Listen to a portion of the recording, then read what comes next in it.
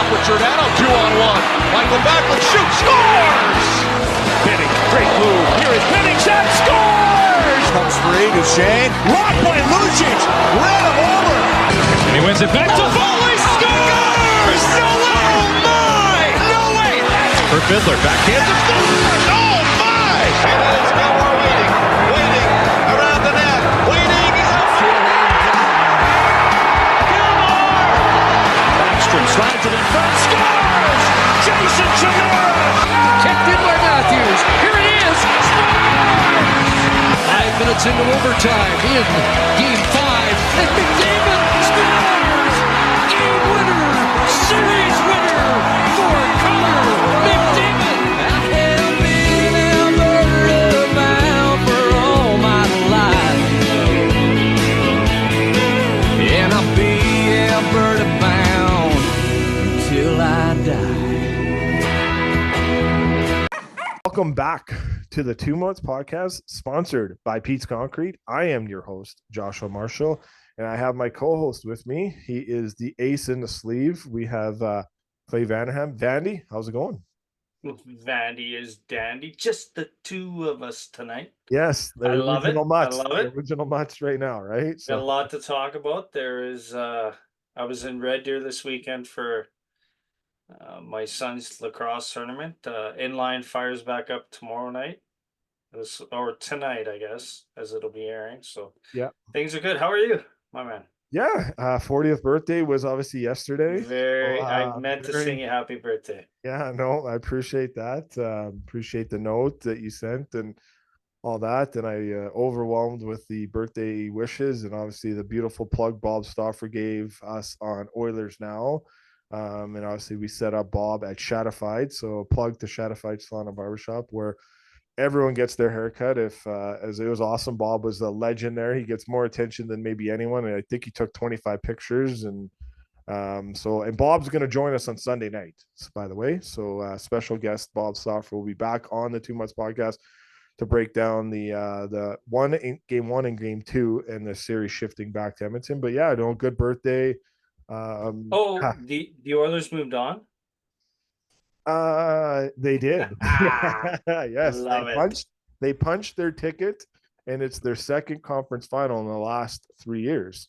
So their second time being in a conference final, and the McDavid era has only ever seen 8 wins. They have not seen win 9 ever happen. They were swept against Colorado, and I think we'll see some 8, 9. I think we'll see some wins. I think he's going to come higher. The McDavid era is going to come higher. We'll get into that in a second.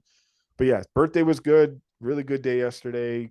Great gifts, great random gifts, all that stuff. Everything was good. So Right. it was interesting day. And, it was amazing to be with Bob at Shatified. And I got to do this now because Shaddy is going to get mad at me if I don't. But you're watching this on YouTube, people. Please hit the subscribe button. We really appreciate it. Subscribe to us on YouTube. Hit that button. He gives you shit for not doing that? Because I never do it. So I never do it. So you know what? We have over 1,000 subscribers, Vandy, and I would say 800 of them have come from Shaddy. Because I sit in this is how it is. I sit in Shaddy in the chair to get my hair cut. So we have a big sign, a big 2 Months podcast sign at Shatified.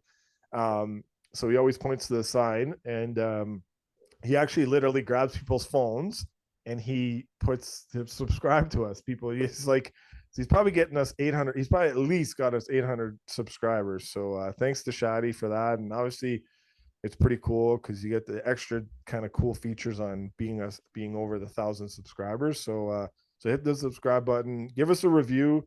Our buddy Will McNeil watches always on YouTube and he's always hitting a comment. He's always so he's a beauty too. So you got to give him a plug because that helps out with the whole analytics. If you keep posting something and every episode he does, he's always posting something on it. So yeah, just a quick plug that we always got to do that. If I forget it, Vandy, you got to kind of say it sometimes too, but since it's on the topic, we'll bring that up. I will.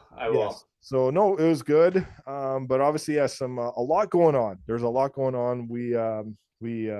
We'll get right into it. Obviously, we seen game 1 of the Eastern Conference Final happen already. So big win there, but we'll get to that towards the end of the pod. We'll break down the East and the West. But some coaching vacancies are no longer anymore. We've seen some coaches being promoted and staying on.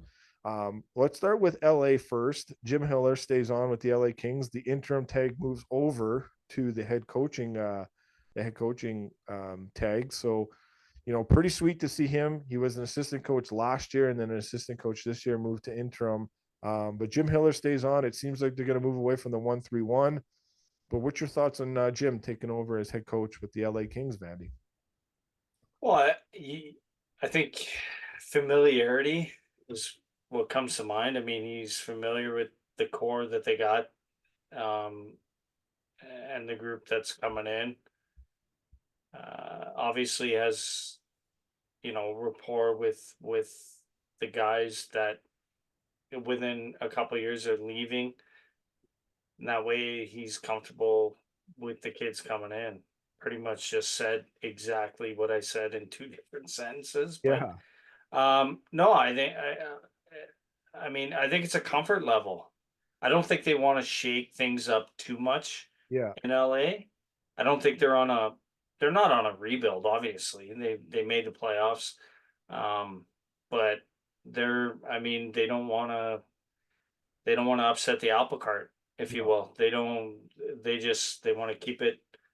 Let's keep a constant voice, maybe for a couple of years, as coaches are, and then they get let go. But it's kind of intriguing that you wonder why maybe a guy like McClellan got let go, because you would think, but maybe they had difference in philosophy, and who knows? I mean, but good for him, and let's see what he can do with this team.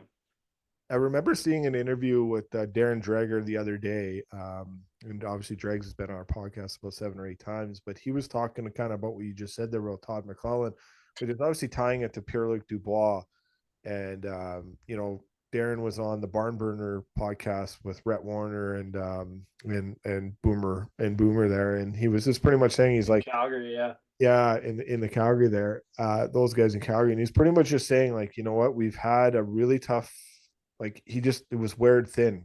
The Dubois thing was just wearing very hard on him, and being like, he tried every possible thing. He put him first line, second line, fourth line, like, and we went at nauseum of breaking down Pierre-Luc Dubois, and it just looks like he was just fed up and tired with it. And he tied it back to being like, he knows Paul Maurice said the same thing. Like, look, Paul Maurice, like, he didn't get fired in Winnipeg. He quit in Winnipeg. Like, he just said, I'm done. I have to go.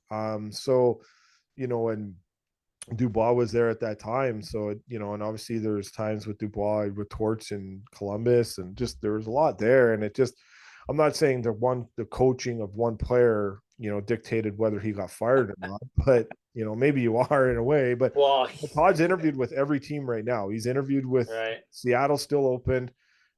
He has not interviewed with St. Louis, with San Jose. I think those are the only 2 vacancies right now. Now most of these are pretty much filled, but because Drew Bannister stays on in St. Louis as head coach, he moves from interim to head coach, and that happened a couple of weeks ago. So, but I agree, Jim Hiller is going to be good there. It very sounds like they're changing up the 1-3-1, so which will be interesting to do. So yeah, we'll see. I think it's a good hire for them. He's a good coach. He was an assistant in Toronto for a while with Babcock, under the Babcock era. So, yeah, we'll see. Good to see him kind of get his opportunity here in a fair shake.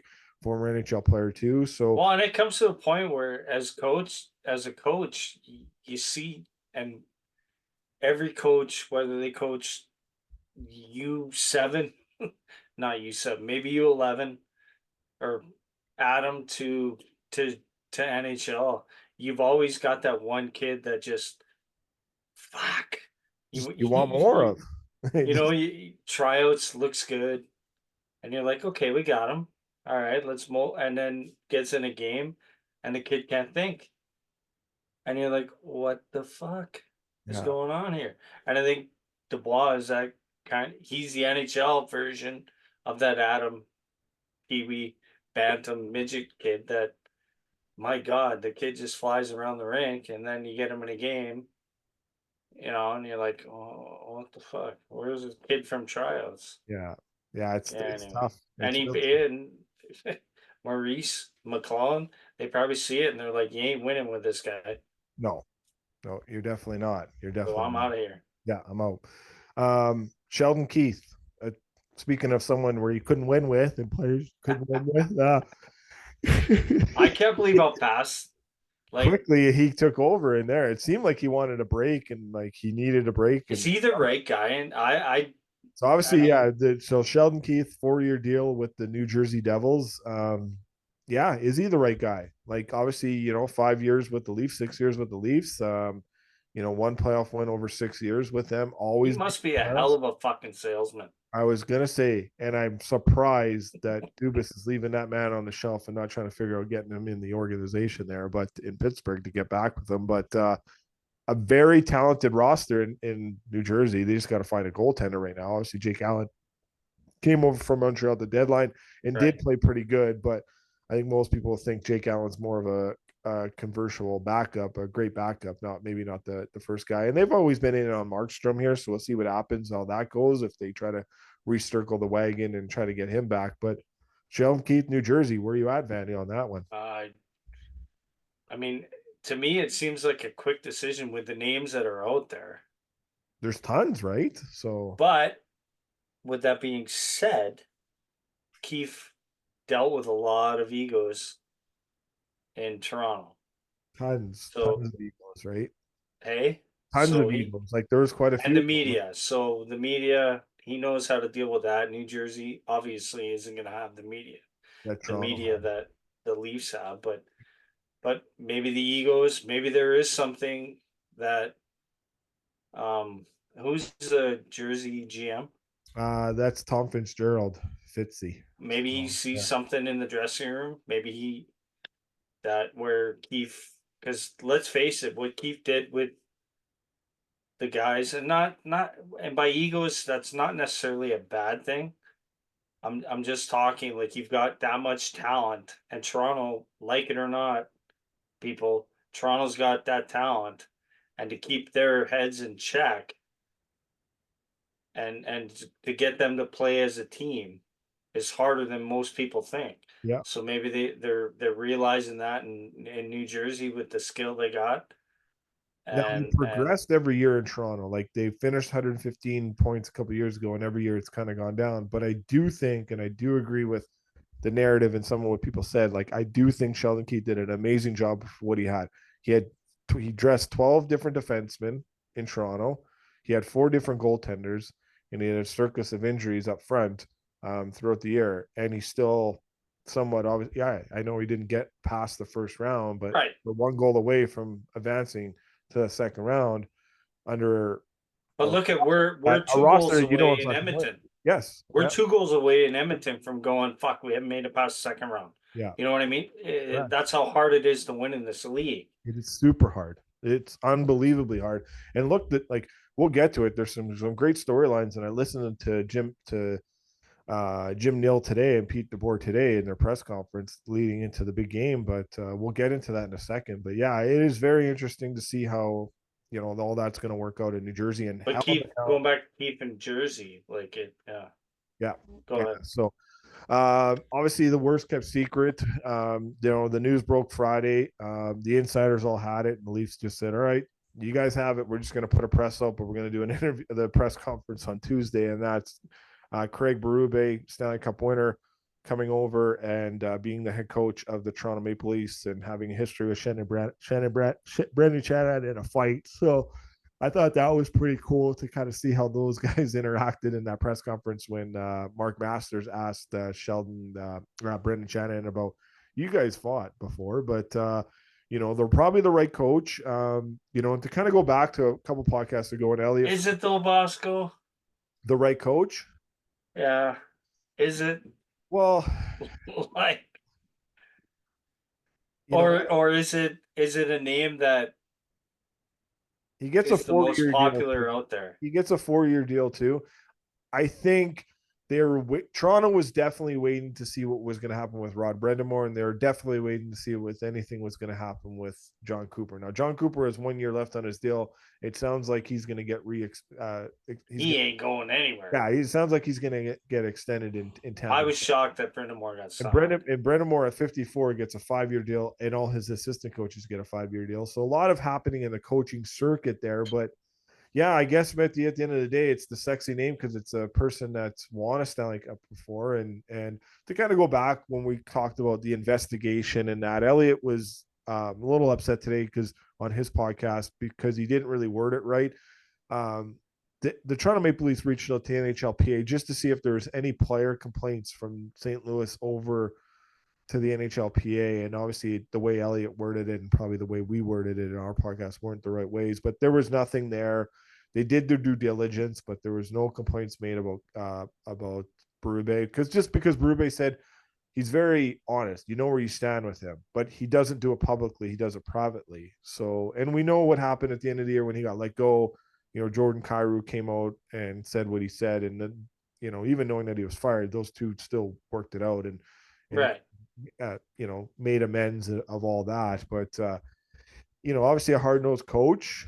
He was a hard-nosed player. He won a Stanley Cup. He came in through the year. And I was one of the rare coaches that came in through the year and came and played and won a Stanley Cup. So doesn't happen a lot, but they got the coach bump in 2019. They beat the Boston Bruins in Game 7 in Boston. We'll see what he can do with this team. It's obviously a recipe that this is what we know what their general manager likes. We all know Brad Treliving loves, hard-nosed kind of coaches and likes rough and tough hockey and all that. So we're going to see maybe now he's got his blueprint and he's got a full year in and now he can put his full stamp on this team. He still didn't answer the questions. We're going to talk about them until they're answered, but the core 5, are they coming back? Right. So, we talked about the core 4 at the end of the day. Morgan Riley's in that too. And right. That's 5 players that have that take up over 50% of your salary cap. Without Morgan Riley, they take up 49 million, and Morgan Riley makes 7.5 million. So, it's 5 players over 50 million. Can you win like that? No, you can't, because it's been shown we can't have that. But there are a lot of rumors right now of Mitch Marner going to the Nashville Predators. We saw the Predators send Ryan McDonough back to the Lightning where they really needed him and where he really is needed. Well, listen, did you hear his comments? No. Can you explain? Yeah. So he's like, I just got off the phone with Stammer and he just got off the ice with Pooch. This is like May, what are we, 22nd? So this would have been 19th, 20th. Yeah. And he's like, why wouldn't you want to play with those kind of people? They're on the ice working. Like those guys are on the ice together. Yeah. Getting it going, right? 2 weeks after they just got eliminated, 3 weeks, whatever it is. They're gearing up and ready to go for next year. And that's it. Their window's not done. As much as we all want to sit there and say the window in Tampa Bay is over, they've got their dynasty. And I think in the salary cap era, we can talk about 2 Stanley Cups in either back-to-back years or 2 Stanley Cups over 3 years. That's the new version of a dynasty in the new era. Hard to argue. Yeah, very hard to argue. So you could say Chicago had the dynasty, LA had the dynasty, Tampa Bay had the dynasty, the Penguins had the dynasty.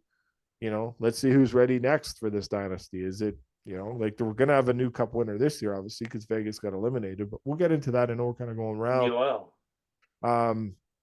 You will. Is there any more thoughts you want to talk about the coaching situation there? No, I mean, as much as I was poking fun at the Toronto hire, I mean, you can't argue with the track record of and you're right Berube and what he's going to do and the structure he's going to bring into that team. Yeah. Not saying that Keefe didn't, but again, a different voice, a different maybe approach to how the game is played.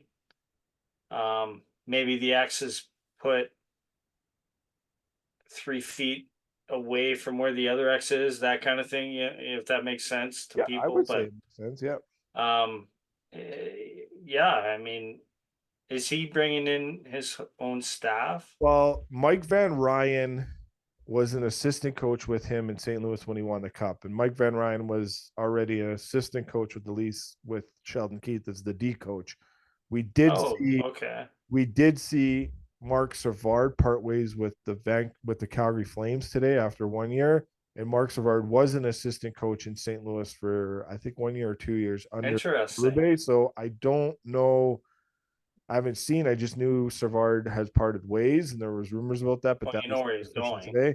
So is he going with Berube in Toronto? That probably seems fitting and seems where As a staff, I mean, if you're a head coach, I mean, you're only as good as the people yeah. that work with you. And so. I'm gonna say, obviously Mark Savard was the power play coach for the Calgary Flames. Their power play was humming along pretty good towards the end of the year. I know overall it wasn't great, but at the end of the year it was lights out. And there's quite a difference between Mark Savard and Guy Boucher. Let's just say that in terms of like, Guy Boucher is still a great Right. coach and all that, but Guy Right. Boucher actually invented the 1-3-1 in Tampa Bay.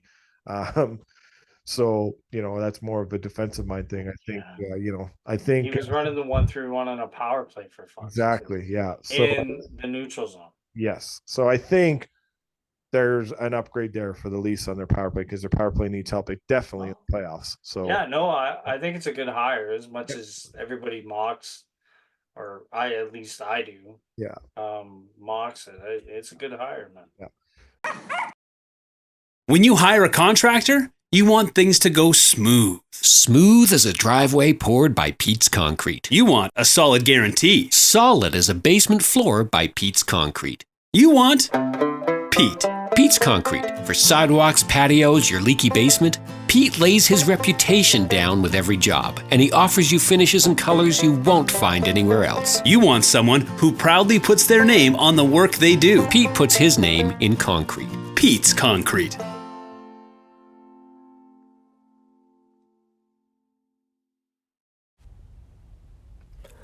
Coach Rupper here from 2 Mutts.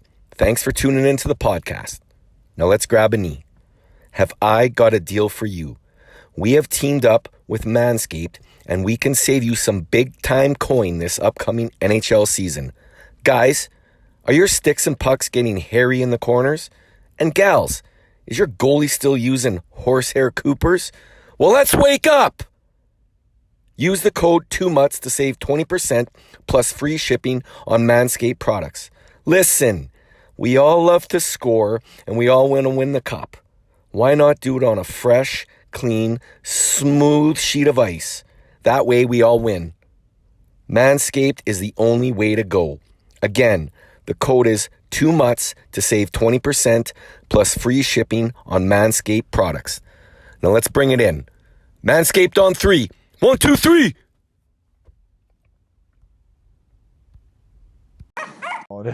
So First of all, I wanted to say this at the beginning of the pod. Okay. Is to every fucking scumbag and piece of shit human being, because that's what you are, that was making comments, whether it be your Facebook, on our social media, on Madison's social media, like, you're a fucking loser. And if I ever am out in public and I'm not with my family and I find out, like, stuff like that is fucking, I don't even know what to say. Like, the stuff that you fucking dicks were saying, like, grow up, man.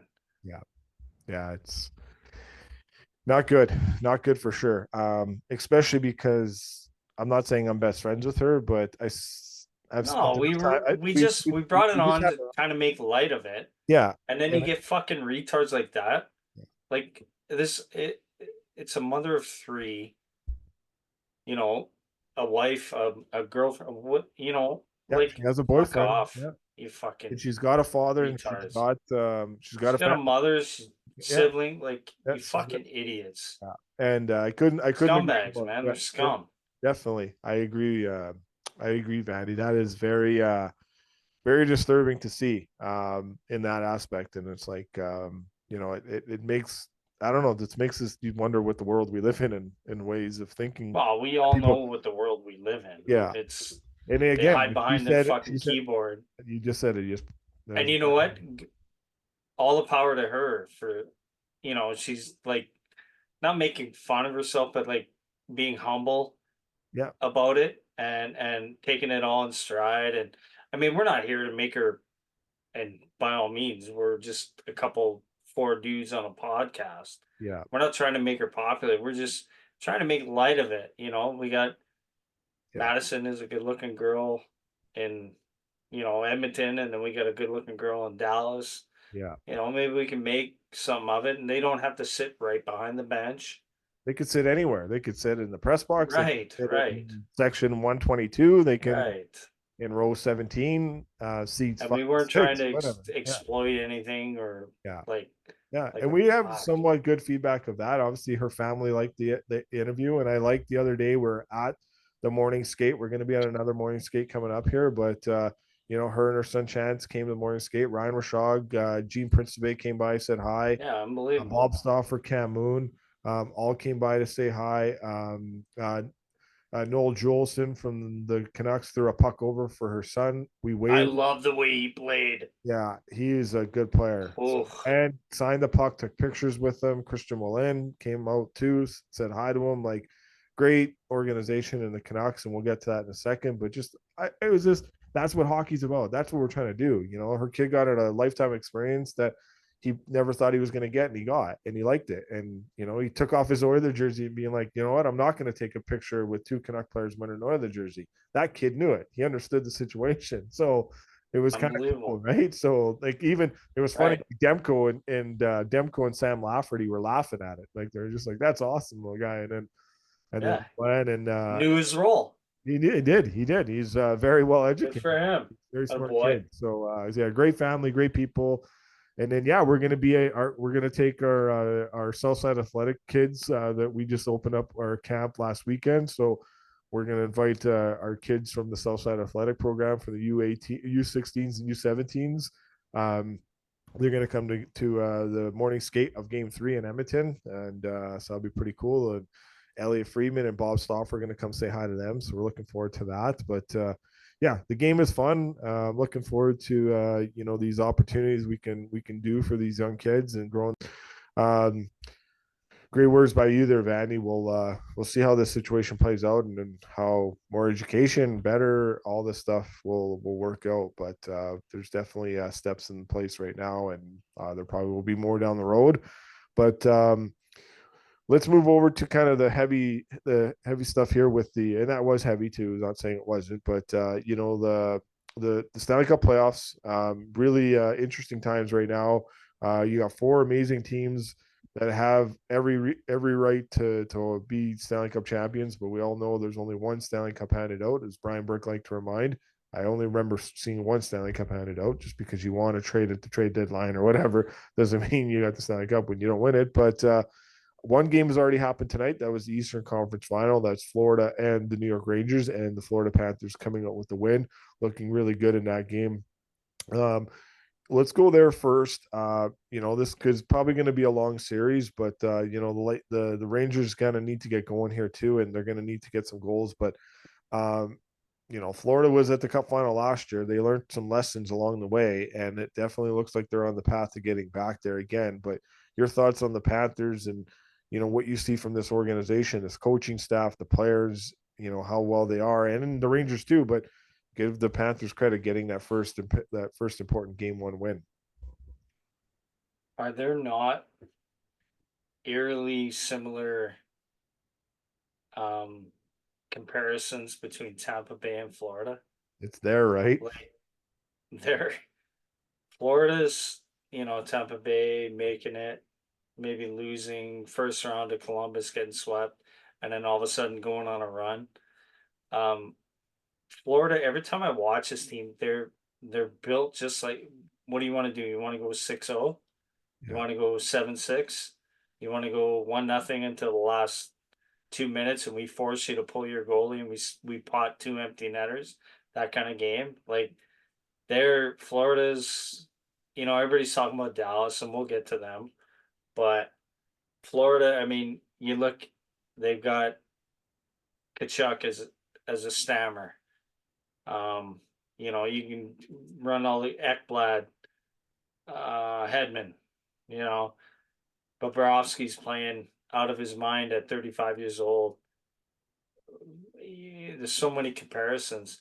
Rangers, I mean, this game, the series is going to go 7. Yeah. Rangers are no slouch, but I mean, I watch this Florida team and I'm like, God, how are you going to beat this team? They can beat you so many ways, And how and are they you just gonna, come at you in waves. yeah, they're just deep, and they got so many good players that aren't even playing Right, that are like top 9 forwards in any other right, organization. It's crazy. Like it's or top 4 defensemen. Like right. it's stacked and stacked could be, right? So and then you got 2 good goaltenders. Like the numbers that Anthony Stolarz, who's the backup for the Florida Panthers, has posted all year are starting net minding numbers, and he's their backup. That's and they haven't even used them obviously because they don't need to because Bobrovsky's playing so well too. But it's just well coached, well managed.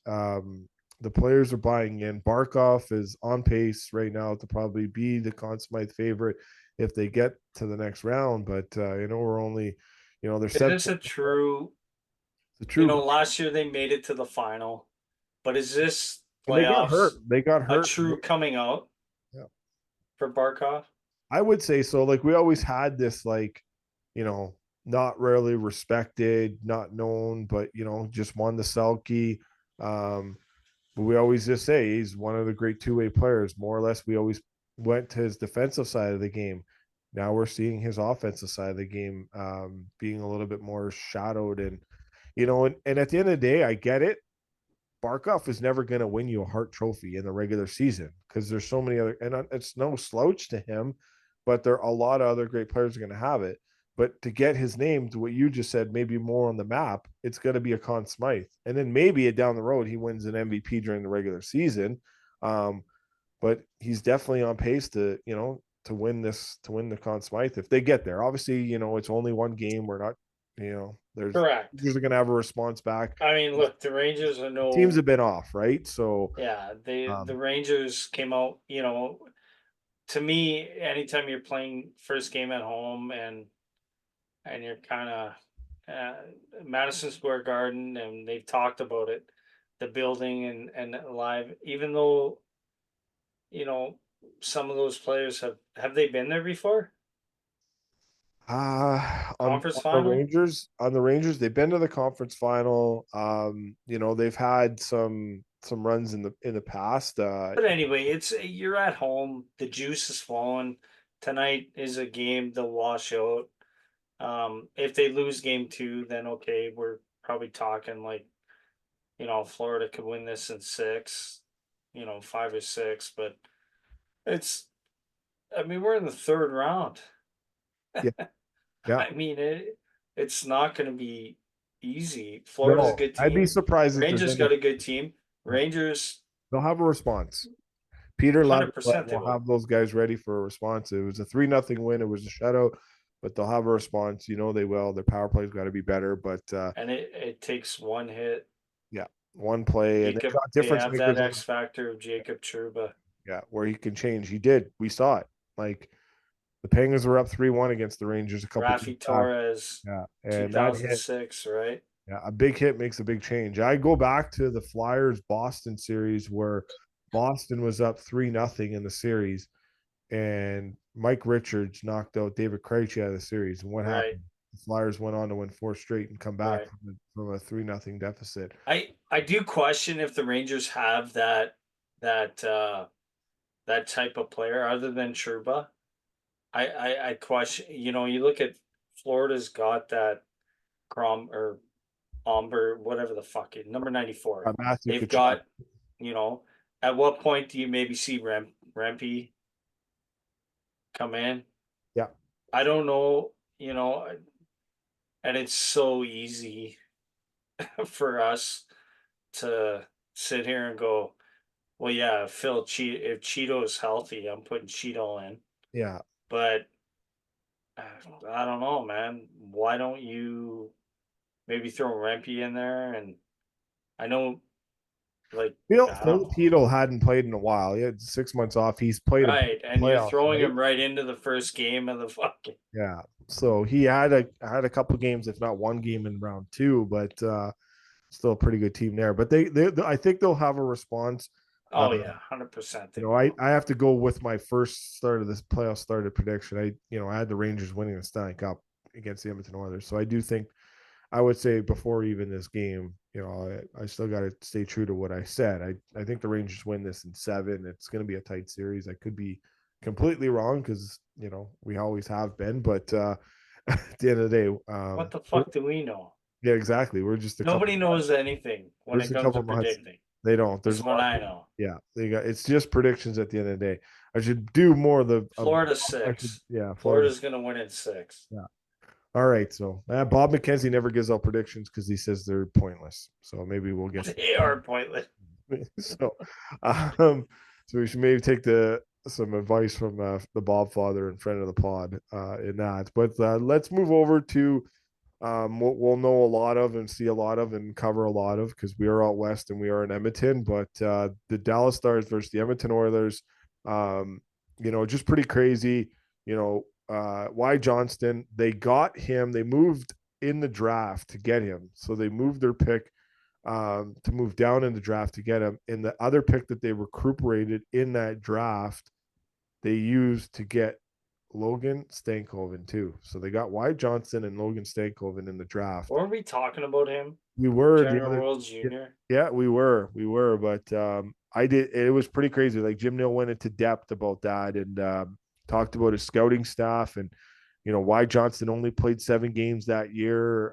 It was a huge flyer, but the scouting staff in Dallas was very bullish on him, and obviously it's panned out and just pretty smart to know move down the draft. You still get the player you wanted, and then you were able to recuperate another player that's probably going to have a long career there too. It's still early for Stankoven, but early indications look like Stankoven's going to be a player. And the Dallas Stars, I know the biggest thing in this series will be power play, but the Dallas Stars don't take any penalties. They're the least penalized team in the regular season, and they've been the least penalized team in the playoffs too. So, like Pete DeBoer said, we don't take penalties.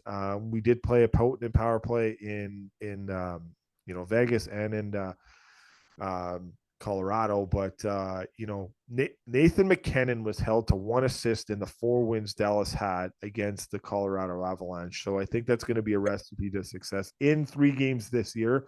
Draisaitl, McDavid, and Hyman had no goals against against the Dallas Stars. So that'll probably change in a longer series. I would assume that this will be a longer series. We know Pete DeBoer is 8-0 in Game 7. So if this goes to Game 7, their history shows that he'll probably win that. But the biggest story in this, I think, will be goaltending for the Oilers.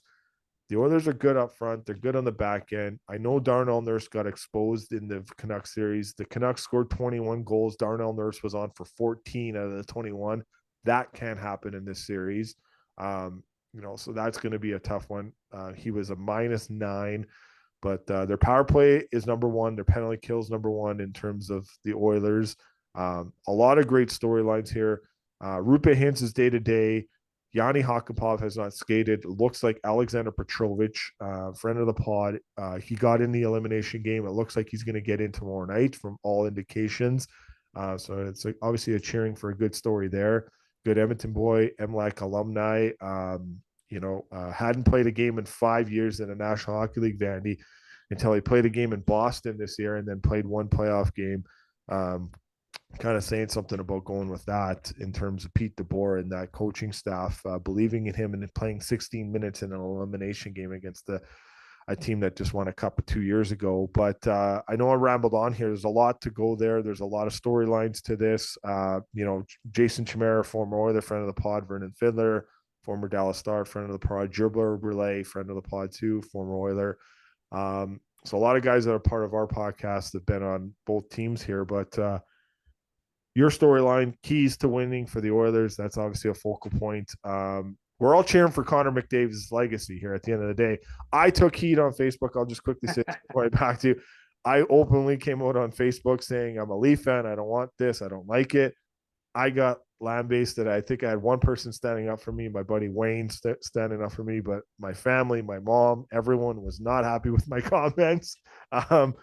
And but hey, as a Leaf fan, I think it would be the other shoe if the other foot. If the Leafs are in the conference final out east, I think maybe Oilers fans might be saying the same thing. I get it. Well, 23 I Canadian. don't disagree with your comments. I Yeah. mean, you're not wrong. Yeah. But go ahead. But Serious, at I the end of rambled the on any day, longer. Yeah. we're in the third round. Yes. You know, second time, 3 years, whatever. We're in the third round, and we talked about it earlier about how hard it is to win at this time of the year.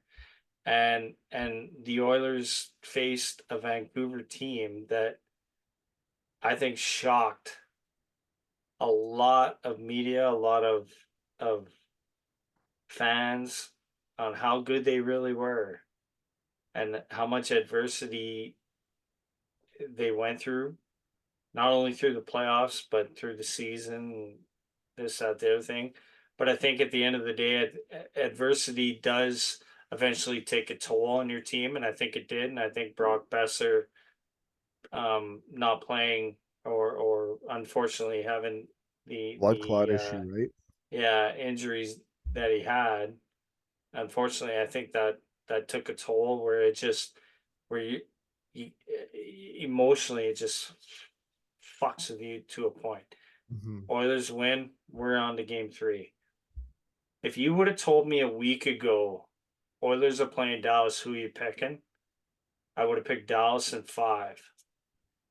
But I've been coaching, and again, this is probably the second time I've said this in the podcast, for 20 plus years, and I witnessed something this weekend at a U13 lacrosse, and be it what you will, take it with a grain of salt, whatever you want, all the cliches in the world, but my son's U13 lacrosse team beat a team that out of a best of 7, maybe they win 3 games, you know, but maybe they win 4. Mm-hmm. But they ended up, they played this team in this tournament, and they were bigger, they were faster, maybe not faster, but they were bigger, way more physical. And these kids, and the backstory, so my son's team has 11 kids on their team that have never played lacrosse before. And they have, I think, if I'm not mistaken, they've got 6 or 7, maybe 8 out of the 18 kids. Maybe it might even be more. I don't know. I could be wrong. That are first years. So they're 2013. So they'll be like 11 years old. Anyway, physically, they're smaller than this team. And they were getting the first part of the game kind of getting run over, and it was getting a little heated. They had a couple of kids in their team that just run, and they were hitting kids, and physically, anyway, they ended up winning the game. A couple of kids, you know, got a little bigger. You know what I'm talking about. They got a little bigger after that game because they finished checks. And if you've never seen a U13 or U15 or U17 lacrosse game or U11 lacrosse game, you'll know what I'm talking about. Or you won't know what I'm talking about. But anyway, they ended up winning this game, and these kids were above the moon. Now, going back to what I was saying before, a week ago, had you told me the Oilers, I would have said Dallas in 5. The Oilers do have a fighting chance. Okay. But they need players to step up. They need Ryan McLeod to step up, right? Darnell Nurse. They need McLeod. They need you're all need hands Corey, on deck. I think you're gonna need Corey Perry in this series. You're probably gonna need 100%. You're gonna need him. He's gonna need to shit. Series. Yep. He's gonna need to disturb shit. He's gonna need to get under Jamie Benn. Yep. Wyatt Johnson. Why not put him out? Wyatt Johnson, yeah, he flies around, but why not put him out? And spot him. Like, you're gonna need that fuck you attitude. And that, so go back to what I was saying, my son's team this weekend is they had that fuck you attitude. Like, you're coming at us? All right, we're going at you. Yeah, let's go. And one of the smallest kids on the team ran over their biggest kid, and that changed the whole perception of the game. And like All it that's takes, the right? kind of fucking attitude you need. Like fuck you. Yeah. You're gonna go after McDavid. All right, we're gonna go after Wyatt. Mhm. Wyatt's what, $110? Yeah, he's about there. Yeah. Let's go after you. Let's see what you're made of, right? Fuck yeah. Yeah. Darnell, this is where we need you. So Hey, Harney. they need saves from Skinner. Do you think 100%. the recipe to success, the way they won Game 6, the way they won Game 7, the Canucks only had 32 shots in those combined games. The Canucks only led for 32 seconds since Game 4. Right. They clamped down like we've never seen this organization clamp down. And I get it. Like I was kind of teasing it at the top, at the start of the pod, in terms of like, this Dallas core has gone to a cup final. Yes, it was in the bubble. Tampa Bay won. There's no fans, but they gone. And then they had the disappointing part where the Calgary Flames beat them in the first round a couple years ago. And then they were in the conference final last year and Vegas beat them. And they lost to learn how to win. Edmonton has lost and learned how to win. So something has to give on both these teams. In terms, I picked Dallas in 7. I know a lot of people were going to be surprised if this series does go 7 on more of the Oilers side, but you still got to give respect to the Oilers. Their PK isn't getting talked about enough. And you have the first power play unit, and you got the first, and Pete DeBoer said it. He's like, it's the only power play in the National Hockey. He said in his press conference today, the only power play in the National Hockey League where they don't have a second unit. There's no such thing as a second unit in Edmonton. It's 5 players. They play the full 2 minutes regardless. Obviously, if they score early, they're not playing 2 minutes, but they will stay out there the full 2 minutes, and then they'll have another 30 seconds where they stay out there because they still have offensive zone time. They're not just going to come off when there's 2 minutes up. Once the puck clears, they're out. But he's like, we expected these other 2 power plays in the teams we played, but this is a different beast. This is a different animal. So if they continue to take less penalties, it's going to be less of a factor, but still can do some damage. And he showed the respect to that too. And that there was Derek Van Diest who asked the question in a press conference. And Derek works for the NHL.com out of Edmonton, and he's covering the series for the NHL.com. And he asked Pete DeBoer the question. So it was interesting how we kind of broke it down. I think Pete DeBoer is a hell of a coach. He's won at a lot of levels. He's gone to the Stanley Cup Final 7 times. I know he hasn't won the cup, but they got some players. Ottinger did leave practice early today. He was sick, but all indications so he's gonna start tonight because this episode will come out on the day of the game. But great storylines. I know Dallas beat the crap out of them the last time they're in Dallas, but it's the playoffs. There's a new animal. These teams are motivated. These are great coaches. These are great players. They're all professional at the end of the day. I'm going to switch gears in terms of, you broke it down good there. You broke it down good here. One of the big things I'm hearing a lot lately over this time, Cup or Bust comment keeps coming back up, Vandy. What does Cup or Bust mean to you? I know we talked about it last podcast, but I didn't hear what Brian Hayes said. I'd seen Brian Hayes as a host of Overdrive. SportsCenter's on in front of me, but obviously I have it on mute. But the caption was, "I'm rooting for Connor McDavid's legacy right now because he needs a Stanley Cup." He showed all the individual awards, but there's no Stanley Cup there. Is it a failed season if they don't beat the Dallas Stars? No. Okay. No. Can you explain why that? You made it to the conference round, to the conference finals. Okay. You made it to the conference finals. So my rebuttal, like you're in the semifinals of essentially a 32 tournament. 32 team. Only 16 teams can make it, and there won't be any more. Gary Bettman's not doing but only 4 make it to the conference. Yeah. And they've made it 2 out of 3 years. They got swept the last learning. And listen, you just said it. Dallas made the Stanley Cup final. Right? Yeah, they did a couple of years ago, right? So, I mean, and they've got a majority of their core. You have to learn to lose before you learn to win. Okay. And the Oilers are learning all these lessons. And look at how much turnover we've had. Maybe not a lot, but I'm thinking forward, right? We've got Desharnais is entering, uncharted territory. Who knows? Maybe he steps up. Right? And you look at we are we going to do this with Connor and Liam? No. if we're relying on 29 and 97, then it's a 4-game sweep. Okay, so we need these. Go ahead. yeah, I get that. I agree. Like, hey, Evan Bouchard played lights out, like 20 points in the first 2 rounds, set an NHL record. A lot can be made of his defensive woes, but offensively, he's great. He's gifted. He was out in the last minute of a 1-goal game in Vancouver. He normally doesn't get that opportunity. He earned that opportunity. He got that opportunity. He flourished in that opportunity. Vancouver did not tie that game. You know, Bob will probably stay on Sunday, but he said it to me the other day. Like there's 9 more minutes left in that period. It's a different story.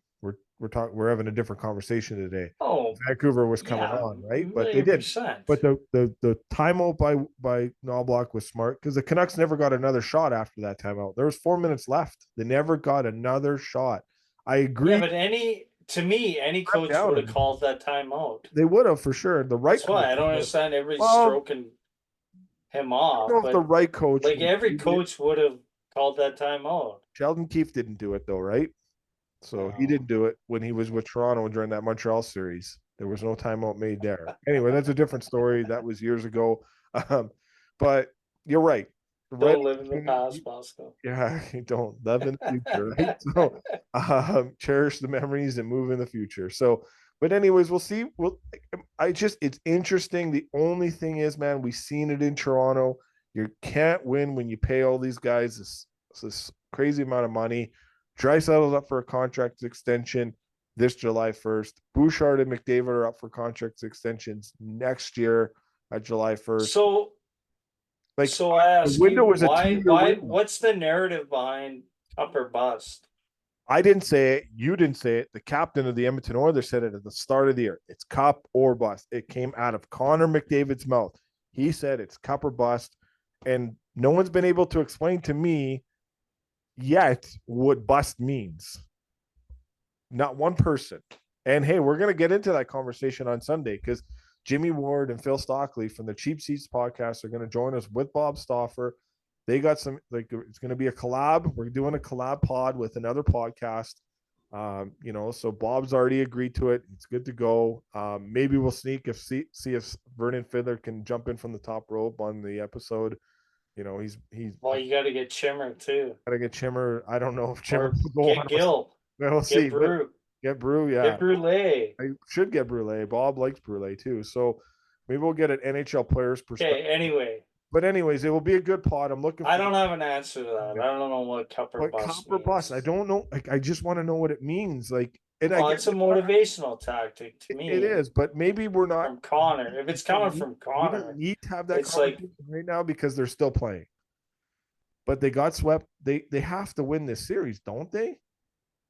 Like they got swept the last time they're here. I can't see them getting swept this time. I think if it's competitive, and there are guys on this roster that weren't on this roster 2 years ago that belong here, and they're learning how to play at this level at this time of year, and they're learning something, i.e. Dallas 2 or 3 years ago, then I don't think it is a Cup or Bust. I think it's a Cup or growth. You know what I'd love, man? I'm all about storylines, and I'm just seeing this now because like SportsCenter just shared a clip that happened not this year but last year, and it just brought back this memory because I'm cheering for the Petro story, all that too. But there's a story to be told on the other end of the Edmonton Oilers, and my people might not understand it, and I'm going to explain this right now. The demise of Jack Campbell came to the hands of the Dallas Stars. There was an afternoon game in Edmonton 2 years ago. It was Jack Campbell's first year with the Oilers, and the Dallas Stars lit him up. Like there was that shot of Jamie Benn had a hat trick, and Jack Campbell took the puck, went through his glove and into the net. Like it literally, there was that clip of Jack Campbell on his knees, looking at his glove like this. Like, how did that go in? And that was the demise of Jack Campbell. If Skinner falters at any point, I know they've gone to Pickard.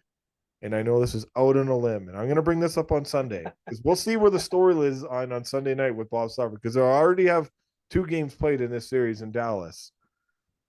But also, Jamie Benn pushed around Zach Hyman too in that game too. He had the hat trick. I mean, they just showed the clip on SportsCenter. Like, if anyone's watching SportsCenter tonight, you'll know which clip I'm we all remember that. Could Jack Campbell get in and save this season for the Edmonton Oilers if they have defensive goaltending problems? Like, that's would be a good story. I'm just saying. Like, we all know Jack Campbell's this great guy. Mike Fuda, friend of the pod, on last year. Right. Fuda's been on with us 17 times, but one of the 17 interviews, he goes, I just remember Jack Campbell being at every single player's wedding. Like, he's just that much a loved guy that he's a one good summer dude. he was at like 17 weddings with his girlfriend. Now he's getting married this summer. Jack Campbell is, but yeah, I don't know. I just seen that. I'm just like, it just clued in. There's a Petro story on the other side. Last NHL game was Edmonton. He played for the Oilers in 2019, grinded out the minors for the last 5 years. Right. Kid, we'll see. I don't know. Like, it looks like he's going to play. MLAC kid. He's an MLAC kid. We'll see where it happens there. But the Oilers got their own story there, because I really think the demise of Jack Campbell came in the hands of that game in Edmonton. It was an afternoon game. I remember that game vividly. So I don't know. Like, maybe I'm out to lunch. Will McNeil, other friends, posted in the comments on YouTube. Tell me what you guys think. Like, am I crazy to think this? Like, I don't know, Vandy. What am I? Am I crazy? No. Is it something like, I know it's like, no, we were calling. You have $15 million. You have $15 million invested in Campbell still. Like, he's got 3 more years at $5 million left. Like, is it a foregone conclusion you're buying him out? Like, he's a part of the Black Aces. He's there. He's traveling with the team. Like, you would think it's something. Like, he's a cap casualty of why he wasn't on the roster later in the year. Like, there was no vision of him playing in the minors the rest of the year after they sent him down. He's our, Mark Stone. He is. How great would that be? Him like, it would be an unbelievable story. He would be hurtful. With that being said, how do you Pickard didn't help Campbell's cause? I guess the only way it is if this is a big if, Skinner gets lit up in game 1 and they're like, hey, we can't go back to him, and then you put Pickard in game 2 and your hands are really tied as a coaching staff, do you have no choice to go to Campbell for game 3? Like, I don't know. We're doing a lot of foreshadowing here, but I'm going to bring it up to Bob on Sunday. I'm going to see where the series is at. Even if it's 2-0 Edmonton, I'm still going to I'm going to tell you what Bob's going to say. And what's Bob going to say, Vandy? Well, you know Bob very well. I coached Southside Athletic Club for 11 years. Yeah. And those kids are resilient. Resilient kids. And I'm going to tell you the same thing Bob for the next 5-6 years as my kid goes through MLAC. Probably they're resilient kids. Stuart Skinner will not falter in this series, Kate. Not you think these 2 wins have really done a good job of his confidence? 100%. Right? He's back. He goalies like Stuart Skinner want to be number 1, and to have a kid like, I call him kid, Kelvin Pickard, step in and do what he did. Those 2 have a working relationship.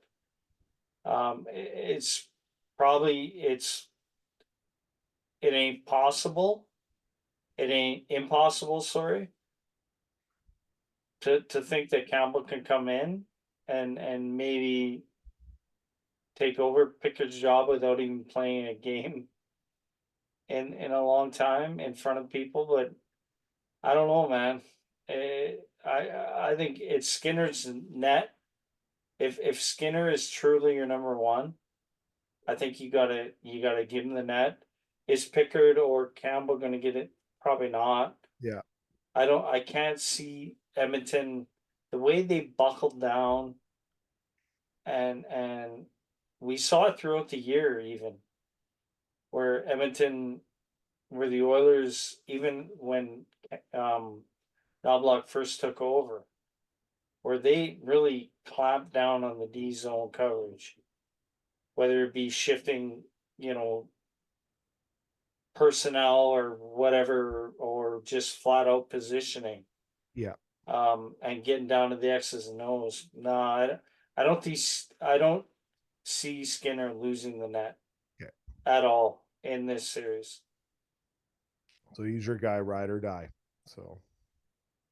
Well, yeah. Yeah. Okay. I think he has to be, because moving forward, he's going to be number one. The winner loses series. You hope it's a competitive series. If the Oilers go out in 4, then okay, we got fucking problems. Yeah. But if 7 game, no, Skinner ain't losing the net. Okay. We will watch the games and see where it goes. I guess at the end of the day, that's all we can really do as fans, as media people, as podcasters. All we can do is sit, watch, and then evaluate after games are done. So another thing Shaddy wants us to do is live podcast live on YouTube after games that are done. So I don't know if we can do that. We've never done it before, but that's Shaddy's a big fan of ours. So I could. No, I can't do it tomorrow. I can do it. Yeah, maybe we do it Saturday night. We'll see. Why doesn't Shaddy come on? Shaddy won't. Shaddy's not. He's such a great guy, but he doesn't feel comfortable probably doing that. But you'll be okay. one day. So I know you said you're hanging on by the skin of your teeth there, but well, you've got good flow, my friend. You're not a Jason Studwick just yet, right? So Noodles likes to say you're not a carrot. There's not a whatever it is carrot. Yeah, but I just want to shave it, just to get rid of it. Exactly. Anyways, we went long. We're late in the night. Let's finish up on that. Let's see how these games go. We'll be back Sunday night, drop it on Monday. So we'll let a few games breathe, let some games breathe, but we'll be back with a very great podcast. Bob Stauffer, Jimmy Ward, Phil Stockley, Clay Vanderham, hopefully Ruptash, hopefully Brody joins in. Jesus. It'll be a host. Let's get a full crew going. It'll be a good one. I know it'll be an hour long, and then we'll reach out to Fiddler, Brule, Chimera.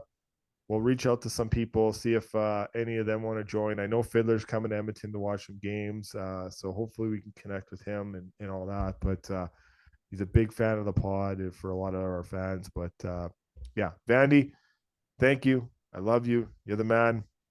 Appreciate you so much. And let's enjoy these few games. Let's try to get some good weather here. I know it hasn't been great. We need the moisture too. No, we need the rain. Yeah. So thanks for all the men and women in the firefighting industry fighting those wildfires for all of us all over Canada, especially Alberta here. But thanks to you guys. You guys are the real heroes. As we're running out, you guys are running in.